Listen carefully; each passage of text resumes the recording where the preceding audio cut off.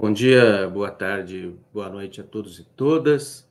Nós temos essa satisfação aqui na Ampox de receber a professora Camille Guarran.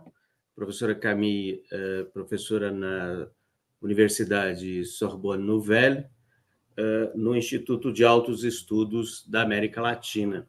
Ela também foi diretora, nos últimos 4 anos, do Centro de Pesquisas e Documentação sobre as Américas, o CREDA, ligado ao CNRS. Hoje, a professora Camille vai nos falar sobre etnografia na ciência política, propostas para uma abordagem localizada da política. Professora Camille, é uma satisfação recebê-la aqui nesse 48º encontro anual da Ampox. A palavra está com você. Muito obrigada. Então, bom dia a todos e todas. Eu queria começar agradecendo o convite que foi apresentado pelo professor Adriano Codato. Agradecer e também explicar que eu decidi que não ia fazer essa viagem distante somente para uma fala de alguns minutos e que, além disso, aqui na França estamos em pleno período de volta às aulas, então era um pouquinho complicado viajar, mas que então eu sinto muito não ter podido estar presente e aproveitar também a discussão depois da minha fala com um eventual público. Eu gostaria de dizer que esse assunto, então, de apresentar os métodos etnográficos para a ciência política, é muito importante e também é desafiador para mim, porque eu tive poucas oportunidades de debater isso com acadêmicos brasileiros da área da ciência política. Me parece que uma troca de ideias e um debate sobre a complementaridade possível entre abordagens qualitativas e quantitativas na ciência política podem ser interessantes, abordagens modelizadas e etnográficas também. Então, por isso, eu acho que é uma oportunidade não somente boa, como também importante para começar essa troca de ideias. Então, eu vou começar com uma primeira parte, essa apresentação com uma primeira parte sobre uma apresentação sobre a gênese dessa abordagem através da etnografia comparativa da sociedade e da política, a gênese dessa abordagem tanto na minha trajetória como também na trajetória do meio acadêmico francês e de algumas instituições que foram importantes. Então, não é que eu queira falar da minha trajetória, mas através dessa trajetória eu vou querer apresentar a gênese institucional de essa abordagem. Então, o caminho científico dessa abordagem localizada e etnográfica da política tem a ver, primeiro, com os usos da política comparada que foram se desenvolvendo na Sciences Po de Paris a partir do final dos anos 70 e 80, e mais especificamente tem a ver com pesquisas que foram desenvolvidas num dos centros de pesquisa da Sciences Po de Paris, que se chama le CERI, Centro de Estudos das Relações Internacionais, que, em verdade, é muito mais um centro de estudos comparados do que internacionais. Na época, esse centro foi dirigido por Guilhermet, depois veio Jean-Luc Domnat, que trabalhava sobre a China, e depois Jean-François Bayard, especialista do Camerun e, então, muito conhecido na área dos estudos africanos.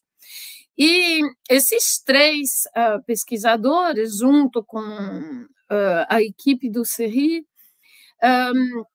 começaram a romper com as grandes comparações modelizadas que foram feitas e divulgadas a partir dos anos 50, 60, especialmente nos Estados Unidos, e que eles, então, liam menos do que estudos comparativos que hoje em dia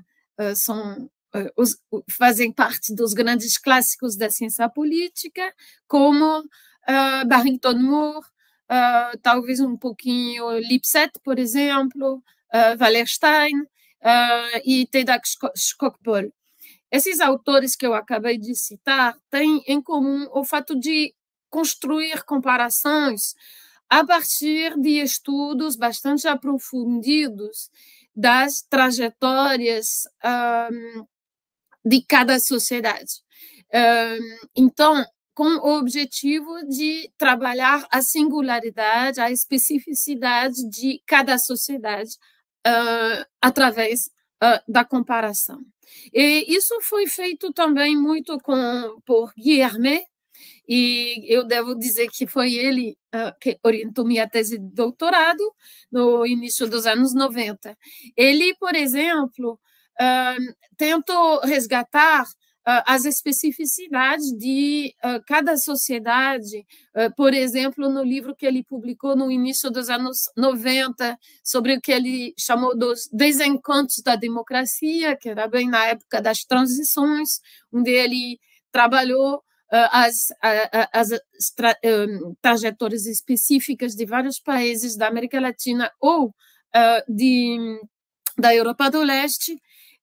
Ele também tinha um livro sobre debatendo as chamadas precondições econômicas e de desenvolvimento da democracia, onde realmente ele mergulhava na trajetória de cada sociedade, ao invés de construir grandes modelos com variáveis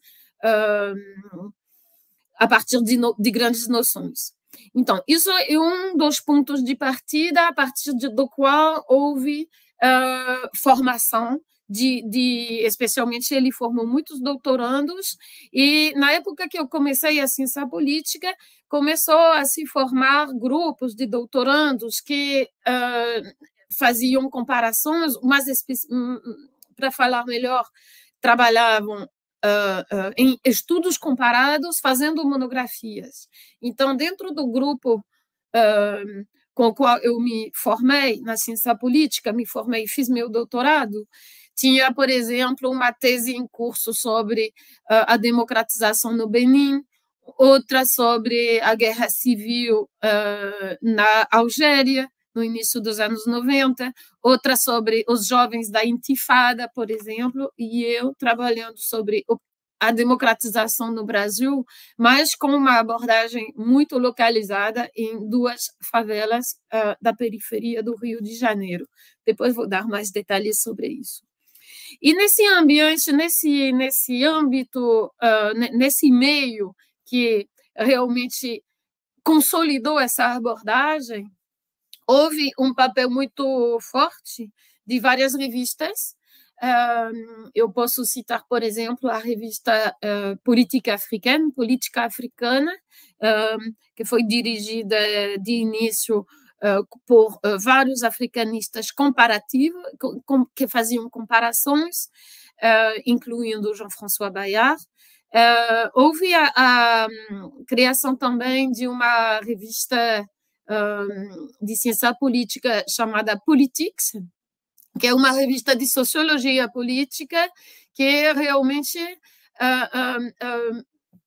se engajou, militou para defender abordagens localizadas dos objetos da ciência política, incluindo, por exemplo, partidos, voto, políticas públicas.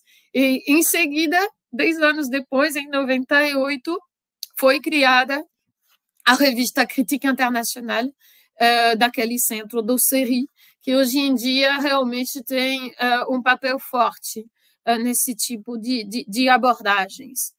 Mas, de início, era um espaço muito ocupado, marcado pelos estudos africanistas. E uma das perguntas fortes que eu faço é como nós podemos, para trabalhar sociedades da América Latina, sistemas políticos da América Latina, nós encontrar ideias metodológicas do lado dos estudos africanistas. Então, tem pelo menos duas propostas, ou três, na verdade, que eu queria ressaltar e que eu acho fundadoras para construir o valor científico das abordagens etnográficas. Primeiro, uma das propostas de Jean-François Bayard, e junto com um grupo com o qual ele trabalhava, por exemplo, Achille Mbembe, no Senegal, uma das propostas de Jean-François Bayard era de se interessar e pesquisar o que ele chamava de modos populares de ação política. E a proposta era de observar a política, os processos de politização por baixo. Isso significava, na verdade, olhar fora do espaço político institucional, mas também localizar o olhar. E tem um livro onde Jean-François Bayard diz: isso é um problema de topografia. Precisamos, então, trabalhar a dimensão espacial da relação, por exemplo, do eleitorado, dos seres sociais com a política. E isso passa para um estudo localizado da política, fazendo, então, uma topografia. Isso quer dizer, então, tomar em conta a dimensão espacial de duas formas. Primeiro, tem uma forma que entende a dimensão espacial é uma metáfora, entende isso de uma forma metafórica, dizendo que é necessário fazer uma topografia social tanto do campo político como também do comportamento político do eleitorado, mas de forma qualitativa. E tem um sentido literal da palavra, que quer dizer que a relação dos grupos com a política é sempre mediatizada pelo espaço, seja espaço urbano ou espaço rural, e tem uma dimensão espacial das interações e das interações concretas que nós precisamos tomar em conta. Vou dar um exemplo a partir da tese de doutorado que eu fiz, que eu defendi em 98, e tinha um capítulo que era com o título que era Topografia Política, então, dos comportamentos políticos, a partir então, foi a partir de um estudo localizado em duas comunidades da periferia do Rio de Janeiro, com o estudo de início era um estudo sobre as mobilizações das associações de moradores no final da ditadura, início do período representativo. Então, para a abordagem etnográfica, tomei em conta a dimensão espacial, e isso quer dizer o significado variável, inclusive nos comportamentos políticos, da pobreza, segundo a posição na cidade. Isso já tinha sido mostrado, por exemplo, por Lícia Valadares, dizendo que ser pobre no centro da cidade, onde tem oportunidade de emprego, menos obrigações de pegar transporte, ser pobre no centro da cidade não tem o mesmo sentido do que ser pobre a 2 horas de transporte coletivo do centro da cidade, onde tem também muito menos infraestruturas. Então, a partir dessa dimensão espacial, eu trabalhei bastante, na época, a expressão cognitiva dessas lógicas de exclusão, que não são somente espaciais, mas que também têm uma tradução nas representações de si, na representação cognitiva dos poderosos, do governo, do que você pode esperar, e também na definição das estratégias de mobilização. Então, na construção de interações com os governantes, por exemplo, na contestação das políticas públicas, no caso, era de acesso a títulos de terra, de urbanização de favela, etc. Isso tem um significado também na capacidade e possibilidades dos militantes a circular, a entrar em redes mobilizadas, a interagir com o campo político, por exemplo. Então, a proposta aqui é realmente de, através da política por baixo, de chegar nas interações reais e concretas ao nível das pessoas, dos indivíduos, dos grupos reais. A segunda proposta dos africanistas, e mais especificamente de Jean-François Bayard, na época, já nos anos 90, foi a partir das sociedades dos sistemas africanos, a proposta foi de tomar em conta o que ele chamou de historicidade, o que não é exatamente, não é sinônimo de história. Isso quer dizer resgatar as trajetórias, as gêneses, indo além da história da colonização. Falando das sociedades africanas, a proposta era essa. Então, havia, na época, um debate sobre pós-colonialismo e também sobre a construção do Estado, dos Estados, nas ex-colônias africanas, europeias da África. E, então, o debate era sobre a crise do Estado, as dificuldades para modernizar, institucionalizar o Estado. O ponto de vista de Jean-François Bayard e do grupo dele foi de dizer que, para entender as formas de os Estados africanos se construir, era necessário olhar além do momento da chegada dos europeus e muito além do momento das independências que aconteceram em geral nos anos 60. A proposta era de pensar melhor a forma pela qual os Estados e as instituições criadas durante o período colonial também encontraram as sociedades locais conflitos que existiam dentro dessas sociedades e pensar como os grupos presentes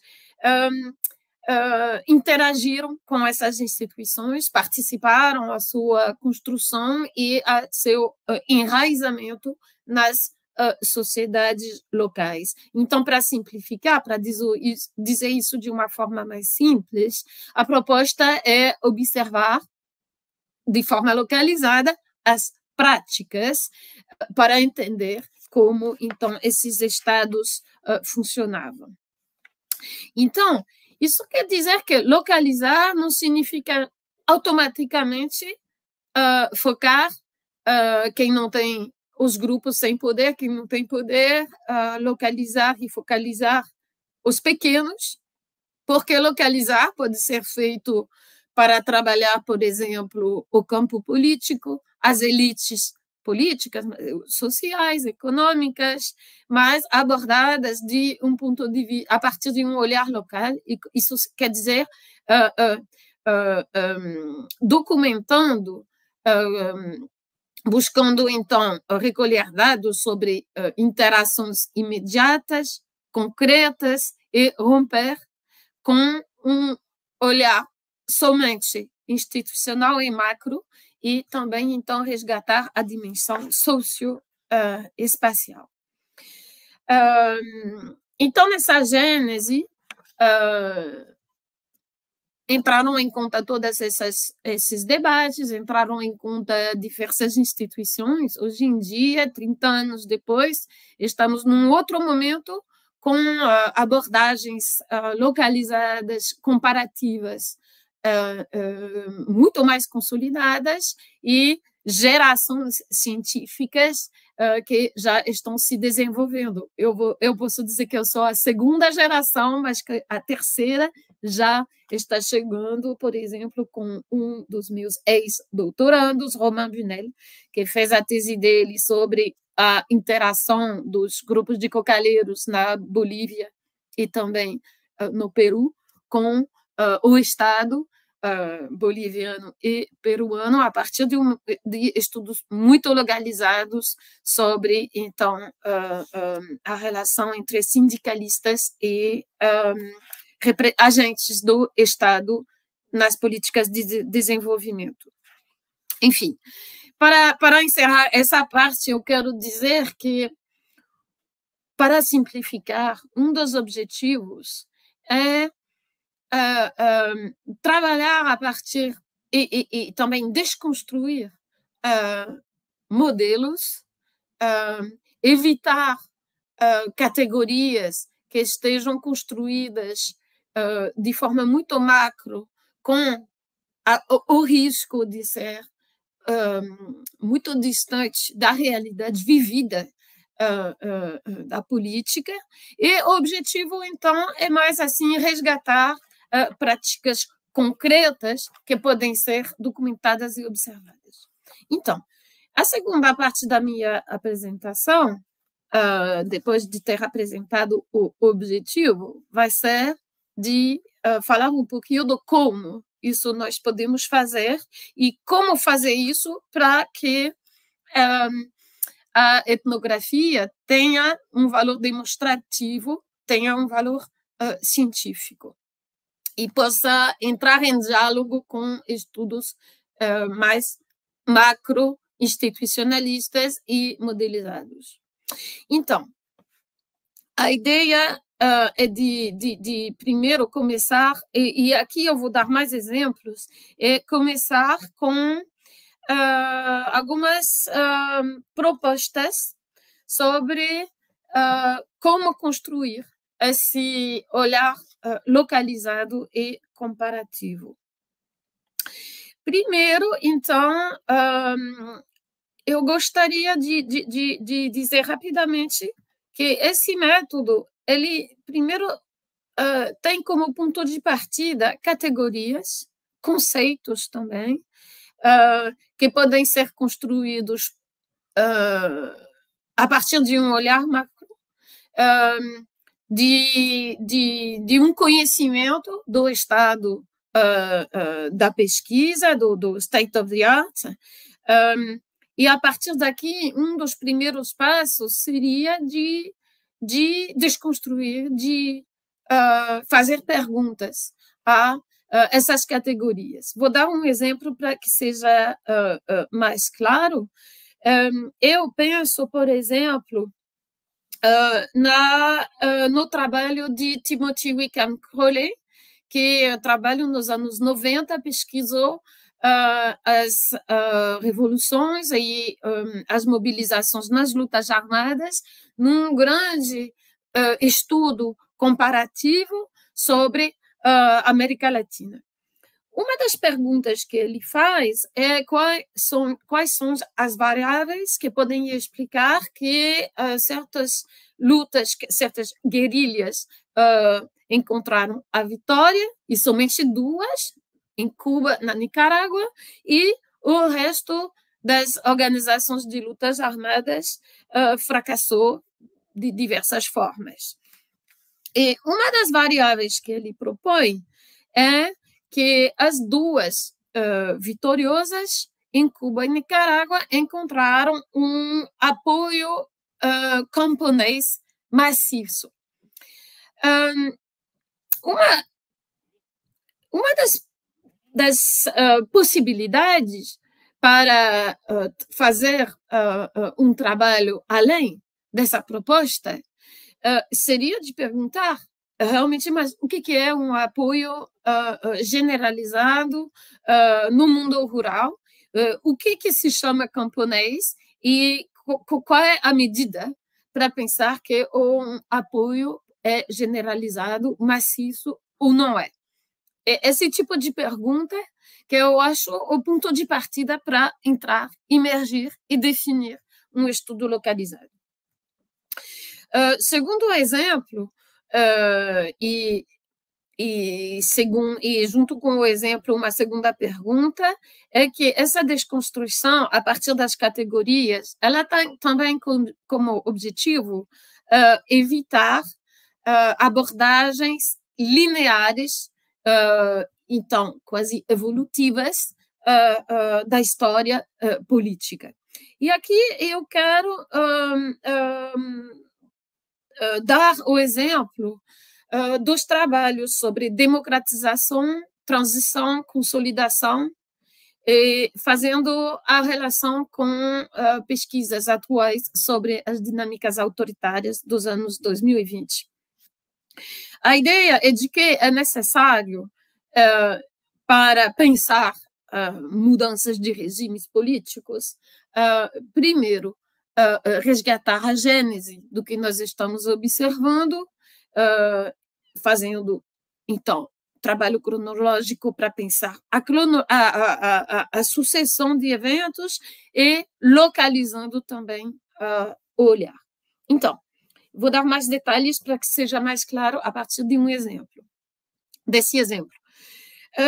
Nos anos 90 e até final dos anos 80, começou a se construir uma abordagem que eu acho muito linear das transições e das consolidações, que deu, inclusive, que teve desdobramentos, inclusive, na engenharia da democratização em ONGs ou organizações das Nações Unidas.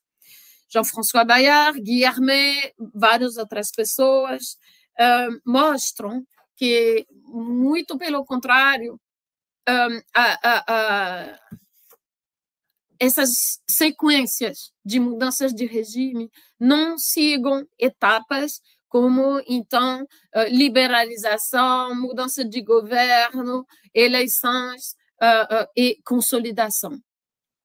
O que eles querem mostrar, e eles insistiam muito na época sobre isso, é que mudanças de regimes são momentos muito contingentes, com rupturas, eventos imprevistos. É só pensar no caso brasileiro, a morte de Tancredo Neves não faz parte de uma sequência que você pode pensar de uma forma linear, por exemplo. Então, também o impeachment de Collor não faz parte daquela sequência prevista, e a gente poderia dar muito mais exemplos falando do Brasil.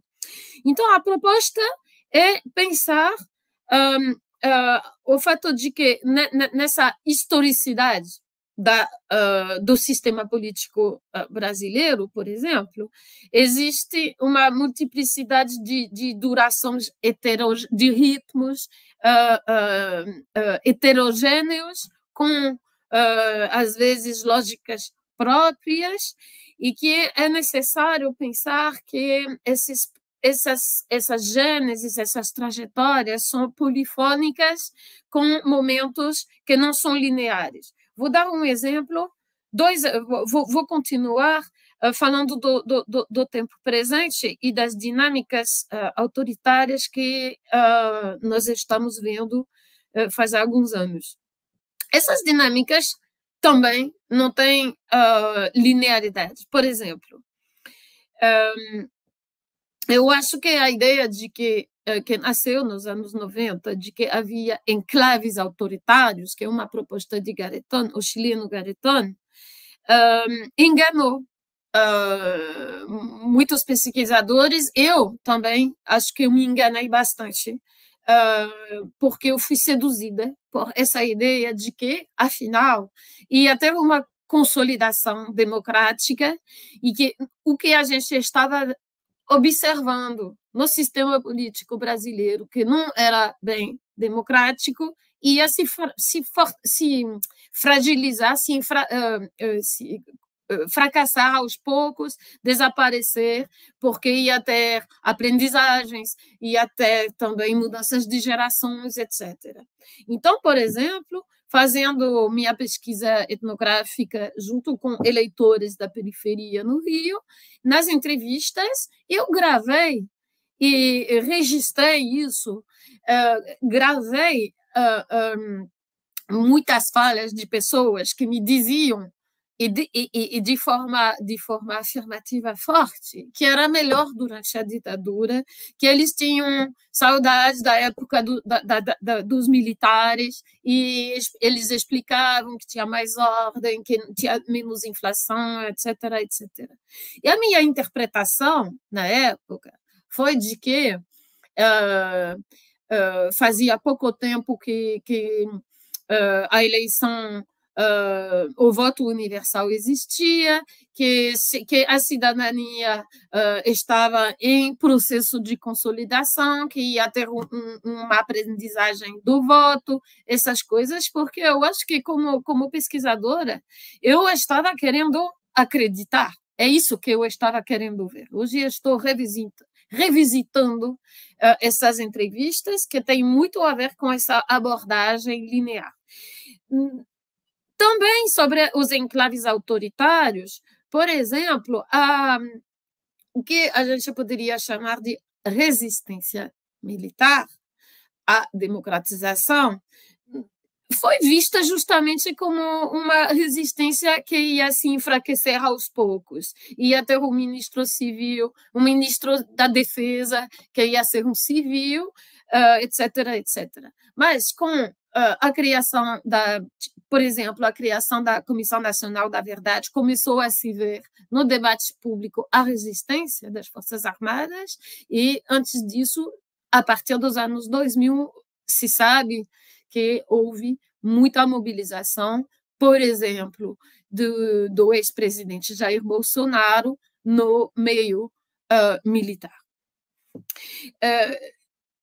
A pesquisa de Camila Rocha sobre a direita ultraliberal e o processo que fez essa direita ultraliberal se aproximar das direitas conservadoras, é interessante desse ponto de vista, porque ela mostra que houve mobilizações muito heterogêneas faz muito tempo, com mobilizações e refluxos, e que a aproximação dessas direitas plurais não era óbvia até um momento quando as oportunidades começaram a se abrir, mais ou menos a partir de 2013, 2015 e depois para a eleição de 2018. Então, essa abordagem que eu estou querendo mostrar a partir desses exemplos era para dizer que identificar as gêneses e gênesis que podem incluir heterogeneidade, rupturas, paradoxos, contradições, contingências, eu acho que ajuda muito a dar sentido, a encontrar o sentido ou explicar o que nós estamos olhando. Mas os exemplos que eu acabei de dar são exemplos de pesquisas qualitativas, mas não são exatamente exemplos de etnografias. Então, estou chegando por aí, um olhar localizado, não é somente um olhar qualitativo, é também um olhar que se imerge nos grupos que estão sendo observados. Então, Sobre o método da etnografia para a ciência política, primeiro eu gostaria de dizer que eu estou apresentando uma abordagem que eu não digo comparada, eu digo comparativa. Isso quer dizer que essas etnografias podem ser etnografias muito localizadas, muito micro, com um caso só, porque de qualquer jeito elas demandam, exigem muito tempo, não dá para fazer 10 etnografias num estudo só, mas além disso, o que eu quero dizer é que uma etnografia comparativa tem como objetivo identificar as especificidades de um caso, contextualizando, e o pesquisador ele chega conhecendo outros casos e com a capacidade de inserir o caso observado num contexto maior, num contexto mais amplo, e o objetivo é também pensar as interações entre o local, o microlocal e o sistema político. Por exemplo, é o exemplo que eu acabei de dar sobre, então, as entrevistas que eu fazia sobre a democratização, a preferência por regimes. Eu localizava realmente com a história dos indivíduos, mas também tentando conversar e então, documentar a incidência concreta, empírica, prática da mudança de regime, tanto no cotidiano deles, como na visão deles, nas preferências políticas deles e delas. Uma abordagem etnográfica também é uma abordagem que a gente pode chamar de compreensiva e indutiva. Isso quer dizer que a gente se imerge nos grupos e faz essa imersão com o objetivo de entender, compreender os fatos sociais e políticos a partir do ponto de vista do ator, ou dos atores e atoras. Isso quer dizer que uma abordagem etnográfica localizada, ela resgata primeiro, então, a dimensão, eu falei da dimensão espacial, mas também a dimensão material das relações de poder, das relações de dominação, seja do lado dos dominados ou do lado dos dominantes, as práticas da desculpa, em francês seria gouvernementalité, que é uma palavra de Michel Foucault. Então, como então se constrói o controle das condutas, tanto do lado de quem controla como de quem é controlado. Então, as interações. A ideia de que a gente trabalha também sobre as práticas, documenta as práticas a partir dos conceitos e das ideias. Isso é o exemplo que eu acabei de dar sobre as categorias. Então, quero dizer, por exemplo, que para conhecer melhor quais são os valores de um grupo de eleitores, por exemplo, você vai documentar práticas. Uma fala pode ser uma prática, mas também um tipo de interação, um tipo de ação. Por exemplo, eu estou desenvolvendo uma pesquisa hoje em dia sobre os evangélicos, então seriam práticas para se vestir, seria, por exemplo, o fato de não beber álcool e não fumar, como eles, então, desenvolvem práticas de evangelização, por exemplo. E os dois tipos de dados que a gente vai recolhendo são entrevistas e observações. Eu acho importante não limitar a entrevistas. Aí você está no qualitativo, mas sem observações não chega a ser etnografia. Então, isso são entrevistas e observações, são, então, o trabalho de coleta de dados. Mas depois a gente vai transformar esses dados transcrevendo, então, as entrevistas, e depois, na prática, escrevendo, você vai, como eu posso dizer, mostrar ou escrever as palavras, isso vai ser os seus dados, e as observações vão ser transformadas em dados através das descrições, como se fossem filmadas. Então, através do texto escrito, você, então, transcreve esses dados de observação. Então, a descrição e as entrevistas, ela tem como objetivo dar luz, mostrar, focar as lógicas dos processos sociais e políticos. Elas têm como objetivo compreender, entender como, então, significações podem se articular, documentar interações de nível, então, concreto, imediato, interindividuais, muitas vezes, mas isso, para que chegue a ter um valor científico, precisam ser contextualizadas. Então, vou encerrar daqui a pouco, mas eu queria dar 2 exemplos rápidos para que isso seja mais concreto. Primeiro exemplo, que é mais antigo, já tem uma história científica, uma gênese. Primeiro exemplo seria as abordagens do clientelismo.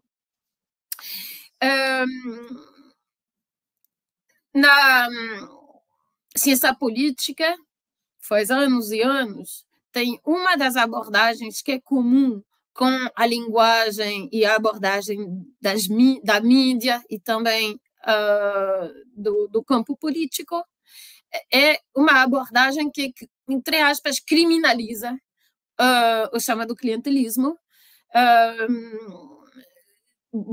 achando que ele se associa à corrupção.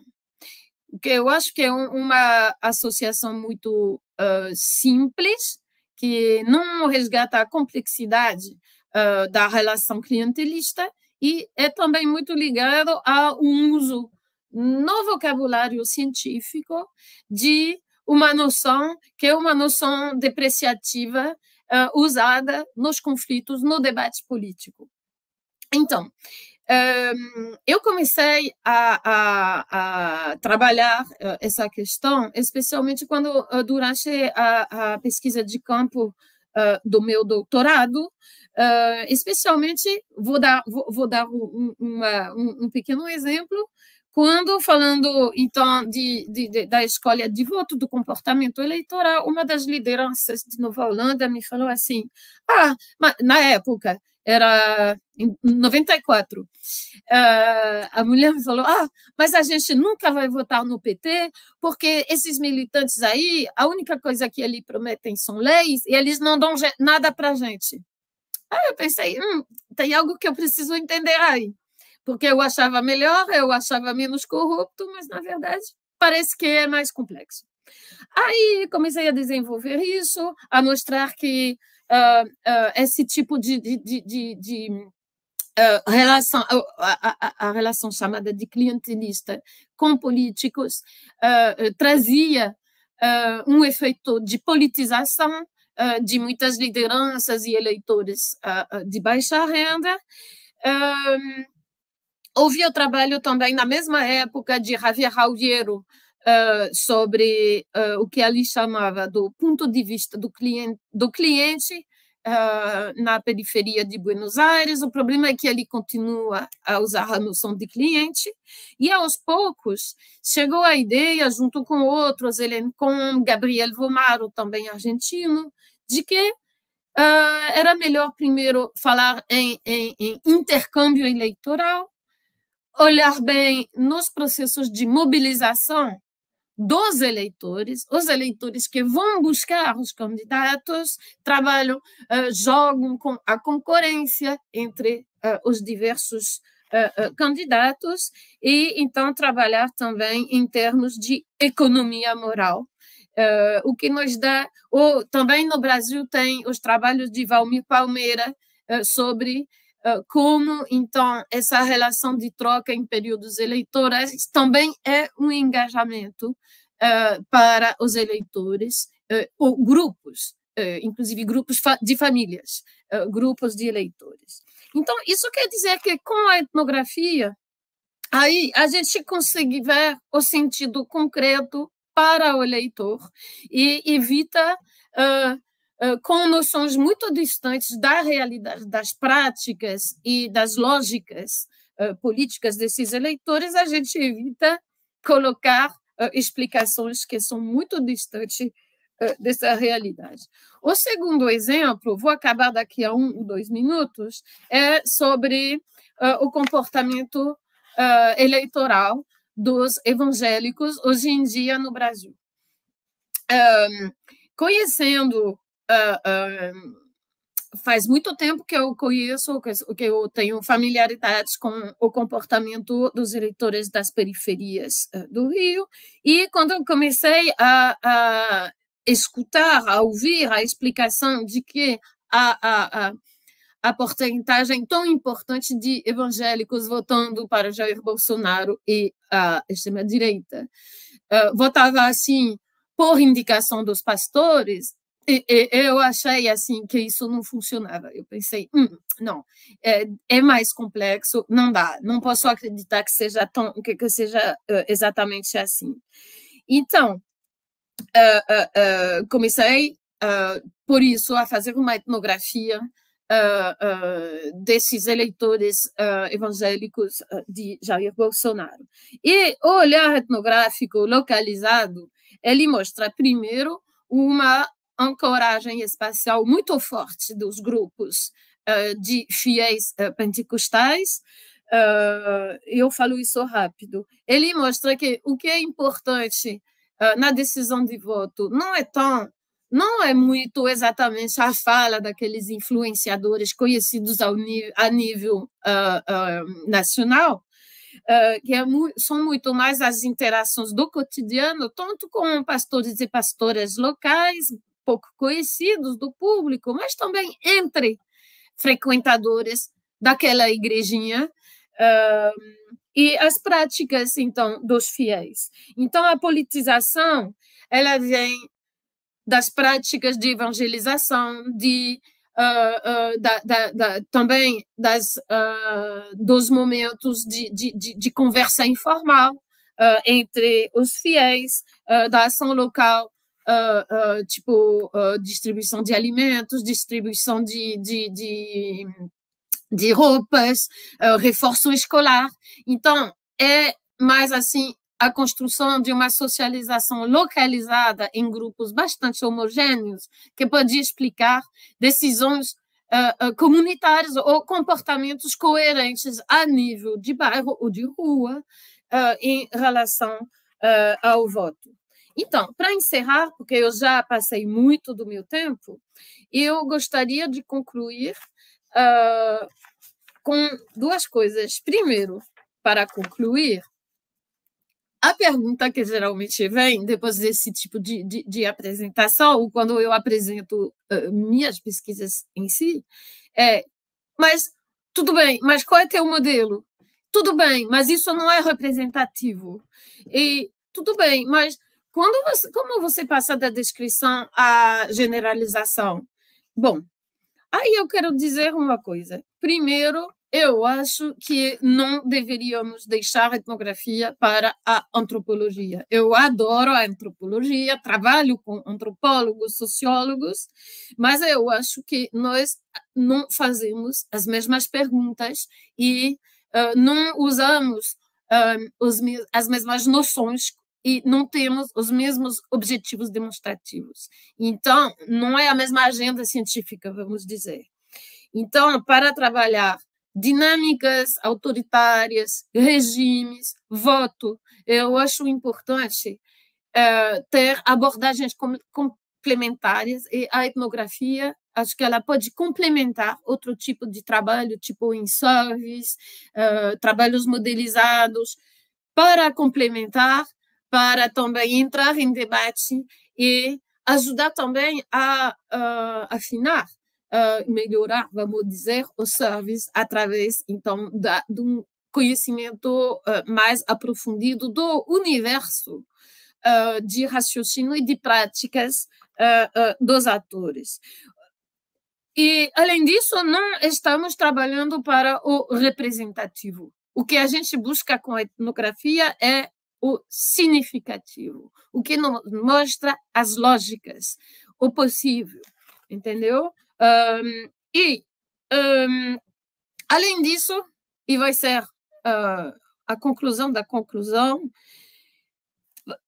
nós podemos aceitar o fato de que as fronteiras entre as disciplinas não são tão importantes, talvez a própria ANPOX exista por isso, ou até militar para uma osmose das disciplinas, como dizia muito bem o Jean-François Bayard, que eu já citei várias vezes. E, para mim, então, é isso também que ele dizia, que qualquer ciência política também é uma sociologia histórica da política, do político, com métodos que podem ser da geografia, da história, da antropologia, tanto faz. Essas outras disciplinas, áreas, também têm rigor científico, e não é por ser etnografia que não tenha. Muito obrigada. E desculpa por ter passado o tempo. Muito obrigado, professora Camille. Não passou tanto assim do tempo, e, enfim, ao menos eu estava aqui tão entretido tomando notas que nem reparei. Parabéns pela palestra. E você já antecipou as duas perguntas que eu tinha, que eram justamente sobre o problema do caso único e a representatividade do caso único, e sobre o modelo analítico etnográfico, se ele é complementar ou ele é alternativo a modelos mais formalizados, baseados em teorias institucionalistas da política. Então, nesse sentido, eu ainda quero insistir nesses dois pontos para você poder desenvolver um pouco mais o seu raciocínio, porque eu acho que é uma preocupação da comunidade de cientistas políticos e políticas brasileira, que tem um problema, enfim, tem enfrentado esse problema teórico, empírico, político, social, que é o crescimento eleitoral das direitas no Brasil, como, inclusive, as eleições do último domingo mostraram, né? Você mencionou, vou começar aqui um comentário sobre o problema do caso único, né? Que é uma crítica que cientistas políticos de orientação quantitativa fariam a essa abordagem. E aí você disse que o remédio, um bom remédio para isso, seria lançar mão de etnografias comparativas. Ou seja, mais etnografias em outros lugares, guiadas por agendas semelhantes. Né? E aí, o sucedâneo desse remédio seria inserir o caso observado em contextos mais amplos.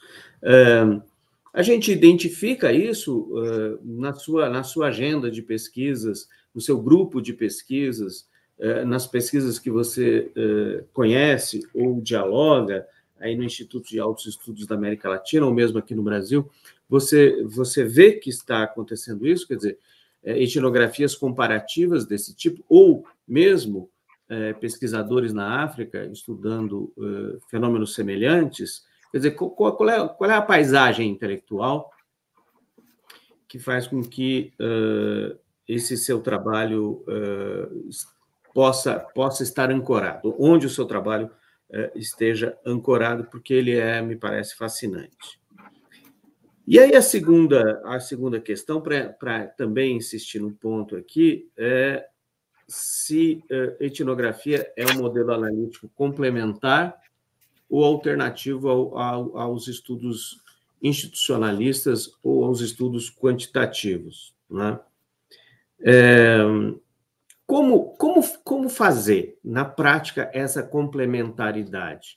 Você, ao final, mencionou, e aí muito rapidamente, eu acho que é interessante deixar um tempo para você desenvolver isso, como etnografias podem orientar melhor perguntas de surveys. Eu acho que era, se eu entendi bem, era esse o ponto final da sua apresentação, e eu acho que é um tema que interessa a nossa comunidade. De fato, a Unpox é uma tentativa que já dura, enfim, 48 anos de integrar as ciências sociais, com o fortalecimento da Associação Brasileira de Ciência Política, Associação Brasileira de Antropologia, Sociedade Brasileira de Sociologia, as disciplinas vêm ganhando cada vez mais autonomia, mas a Unpox ela insiste em ser esse espaço em que as disciplinas devem ou podem dialogar. Não é? Então, nesse sentido, eu queria ouvir você também, se for o caso, sobre a paisagem intelectual aí na França, sobre o diálogo entre as ciências sociais, que me parece que é maior do que no Brasil e é maior do que, por exemplo, nos Estados Unidos. Né? Esse intercâmbio entre as ciências sociais na França. Enfim, são 3 questões muito amplas, mas eu acho que você tem um tempo para, enfim, desenvolver alguns pontos de vista, algumas posições e algumas ideias que podem ter passado muito rapidamente. É Sim. Isso, professora Camille. Sim, muito obrigada por essas perguntas. Para mim, como eu falei de início na introdução, é importante poder conversar e abrir um debate sobre isso. Em outra oportunidade, eu gostaria muito também de poder, então, abrir esse debate. Então, sobre o caso único e o valor desse caso único para generalizar e sobre, então, o problema da representatividade desse caso. Primeiro, então, vou voltar às palavras que eu apresentei na conclusão para dizer que quando você trabalha um caso único e, mais especificamente, com os métodos da etnografia, você não busca a representatividade. De qualquer jeito, se você fizer observações numa rua e entrevistas com 30 pessoas, não são representativas, não é o objetivo. O objetivo é realmente quebrar com um raciocínio distante da realidade dos grupos que você analisa. Então, quebrar também com o risco de você imaginar raciocínios que não são reais e você se imergir nesses grupos. E o objetivo não é representatividade, é buscar um caso que seja significativo, que tenha, então, uma significação para produzir uma explicação, para dar luz a lógicas. Mas o valor, ele vem da possibilidade de você contextualizar. Isto é, você sempre vai pensar, esse caso específico, num grupo pequeno e único, no contexto onde ele vive, na interação com, então, o sistema político geral, tipo, o calendário eleitoral nacional, local e nacional, por exemplo, o efeito, o impacto de uma lei, a participação a um debate, a interação com uma política pública, a interação com agentes do Estado a nível local, por exemplo. E o que eu quero dizer é que, ao invés de buscar representatividade, a gente, então, contextualiza para pensar em interações em várias escalas. Eu acho que é isso o mais importante. Aí, como isso poderia Eu acho que eu vou dar um exemplo que pode ser usado também que pode ser pertinente para responder a pergunta sobre o diálogo possível entre as abordagens quantitativas e qualitativas.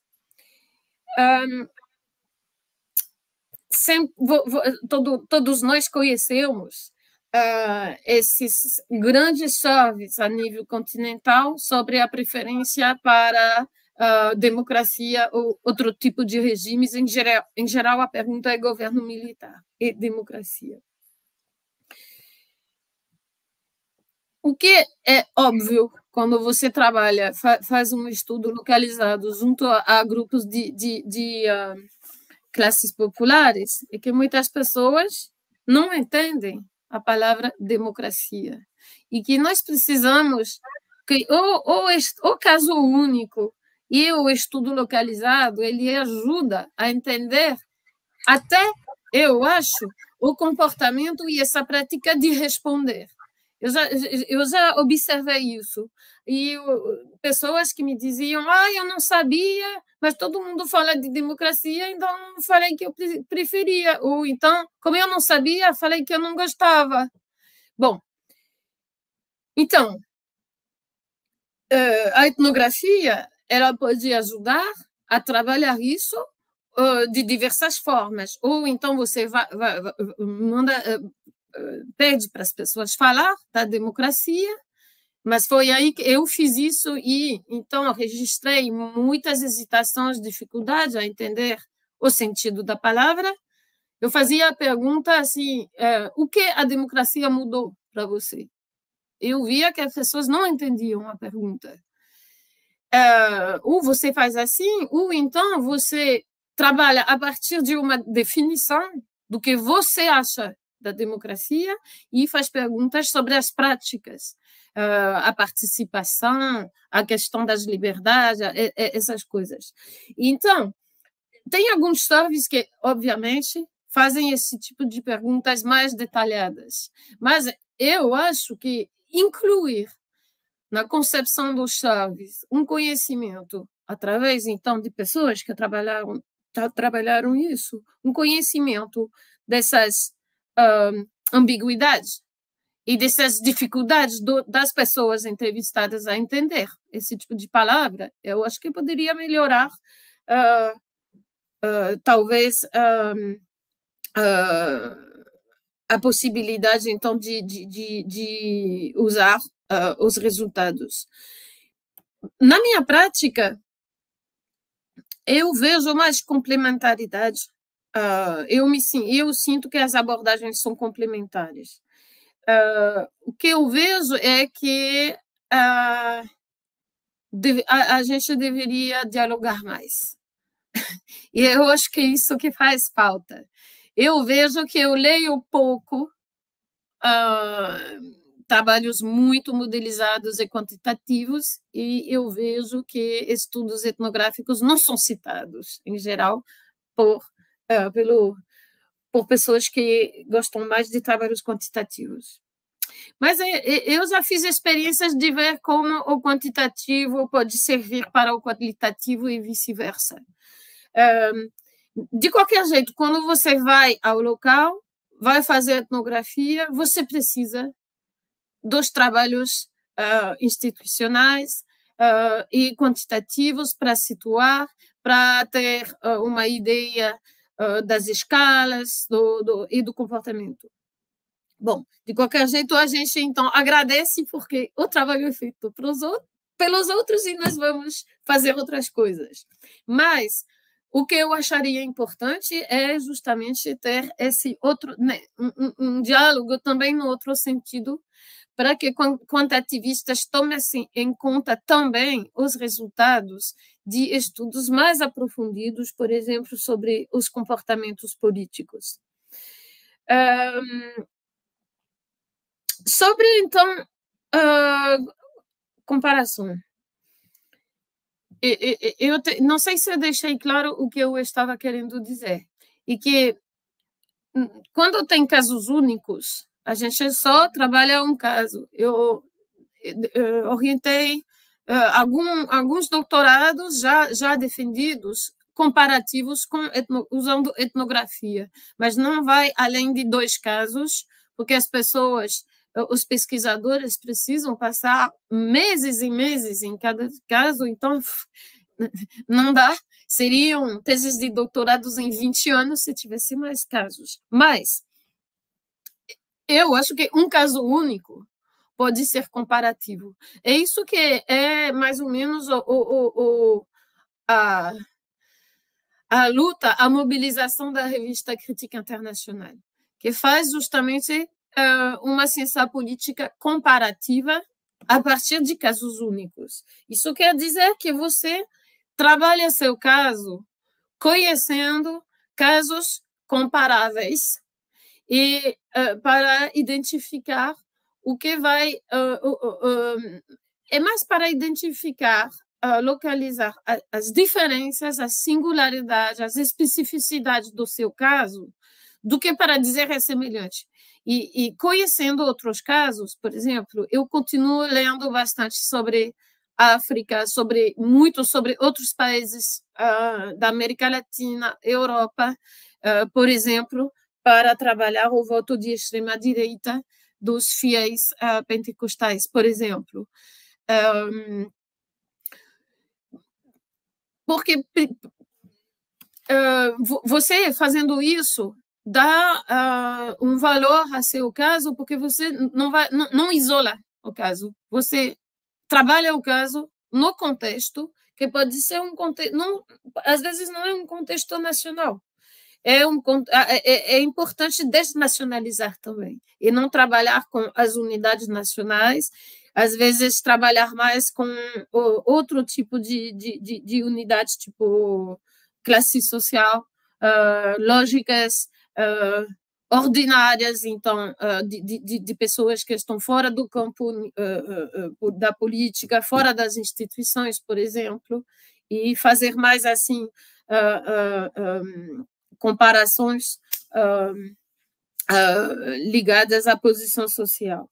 Bom, na França, qual é o diálogo entre as ciências humanas? É o seguinte, de qualquer jeito depende das instituições.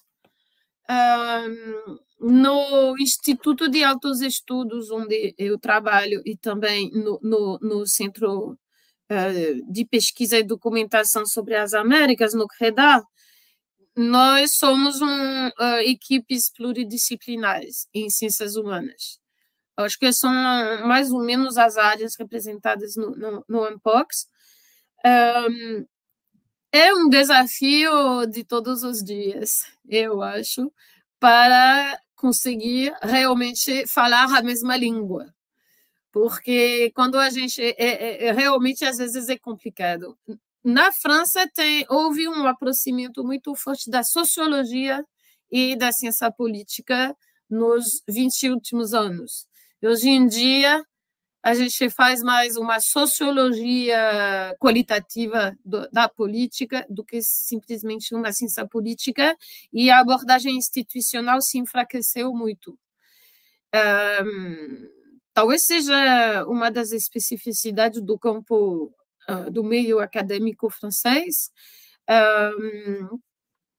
Acho que tem, por exemplo, na área da economia, tem também 2 tendências científicas diferentes, e tem uma parte da economia com a qual a gente trabalha mais, mas realmente a ciência política francesa evoluiu muito, até causar dificuldades, porque não temos muito hoje em dia, não temos uma força suficiente em estudos eleitorais, por exemplo, muito mais em sociologia, assim, justamente ancorada nas etnografias. Tem também, acho que, um grande entusiasmo dos doutorandos com esse tipo de abordagens.